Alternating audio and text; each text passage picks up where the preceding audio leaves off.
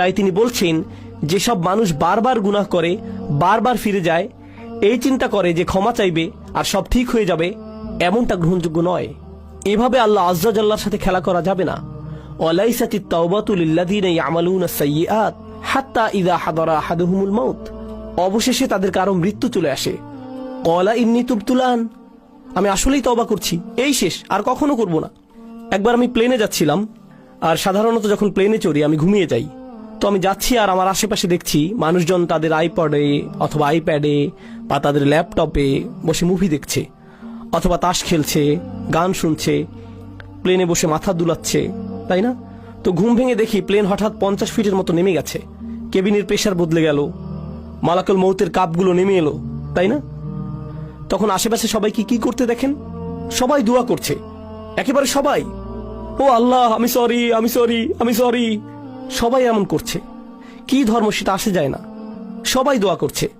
এরপর ক্যাপ্টেন ক্ষমা চাইলো, কাপগুলো উপরে উঠে এলো, প্লেন আবার স্থির হলো। এরপর কি হয় বলুন তো? প্লে বাটন আবার চাপ দেয়। আর অসাধারণ সিন দেখছিলাম তো আমি, আবার তারা স্বাভাবিক হয়ে যায়। এটাই হলো আল্লাহ আয্যা ওয়া জাল্লার সাথে ক্রিয়া কৌতুক। মৃত্যু যখন চলে আসে তখন তারা ক্ষমা প্রার্থনা করতে থাকে, ইন্নী তুবতুল আন ওয়ালাল্লাযীনা ইয়ামুতুনা ওয়া হুম কুফফার। কিংবা তারাও না যারা অবিশ্বাসী অবস্থায় মারা যায়, মানে যারা তাওবা নিয়ে খেলা করে, আর যারা কুফফার অবিশ্বাসী অবস্থায় মারা যায়, আল্লাহর কাছে দুটোই সমান। তিনি তাদের একই আয়াতে ফেলেছেন, একইভাবে বিচার করছেন তাদের।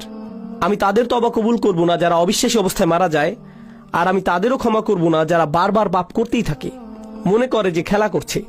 তারা বারবার করতেই থাকে, শুধুমাত্র তারা মনে করে যে তারা পার পেয়ে যাবে, কিন্তু এমনটা হবে না।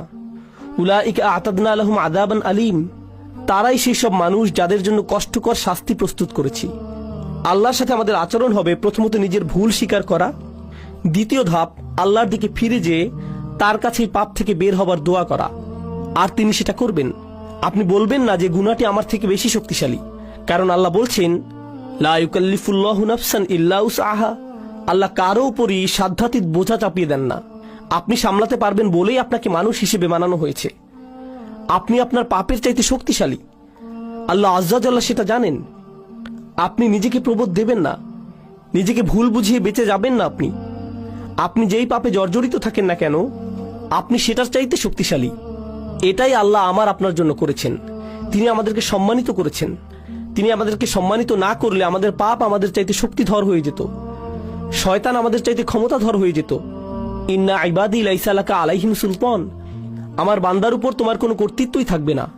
আল্লাহ শয়তানকে বলেছিলেন তোমার কোনো কর্তৃত্ব থাকবে না তাদের উপর, অর্থাৎ সমস্ত মন্দের উৎস শয়তানের কোনো ক্ষমতাই নেই মানুষের উপর। তাই আমাদের অজুহাত দেবার আর কোনো কারণ নেই। আপনি আপনার পাপ স্বীকার করুন, আমরা আল্লাহর দিকে ফিরে গিয়ে আমাদের ভুলকে মেনে নেই। এরপর আন্তরিকভাবে আল্লাহর কাছে ওয়াদা করুন যে এসব থেকে দূরে থাকবেন। আন্তরিকভাবে আল্লাহর কাছে ওয়াদা দিন এসব থেকে দূরে থাকবার। আপনার ক্ষমতায় যতটুকু আছে তা দিয়ে জীবন বদলে দেবার চেষ্টা করুন।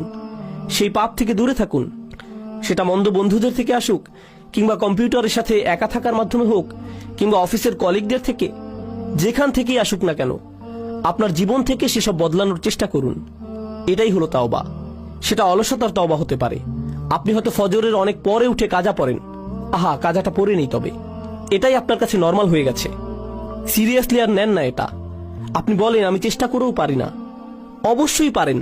রাতে মুভি দেখা বন্ধ করে আল্লাহর সামনে দাঁড়ান, অজুহাত দেওয়া বন্ধ করুন, নিজেকে প্রবোধ দেওয়া বন্ধ করুন।